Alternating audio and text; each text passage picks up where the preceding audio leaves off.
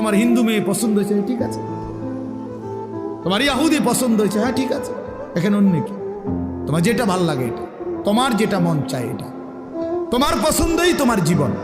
খোদার কসম, কোরআন শরীফের আয়াত আছে বাপ, সূরা আরাফের মধ্যে আল্লাহ তাআলা বলছে, এই মনের ইচ্ছা মতো যে চলে, ওয়াত্তাবা হাওয়াহু, যে তার নফসের মনের চাহিদার অনুসরণ করে, আল্লাহর বিধান, রাসূলের বিধান, কোরআনের বিধান, ইসলামের বিধান, ধর্মের বিধান কিছুই যে মানে না, কোনো ধার ধারে না, পরোয়া করে না, পাত্তা দেয় না, আল্লাহর কসম, আল্লাহ কোরআনে বলছেন ফামাসালুহু কামাসালিল কালব, ওই ব্যক্তির উদাহরণ, ওই ব্যক্তির জিন্দেগি কুকুরের মতো, কুত্তার মতো, কুত্তার মতো, কুত্তার মতো, কুত্তার মতো। দেখা ওই জিন্দেগি কুত্তার জিন্দেগি, ওই জিন্দেগি কুত্তার জিন্দেগি।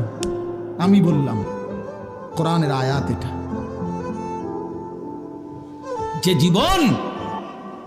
যে জীবন মালিক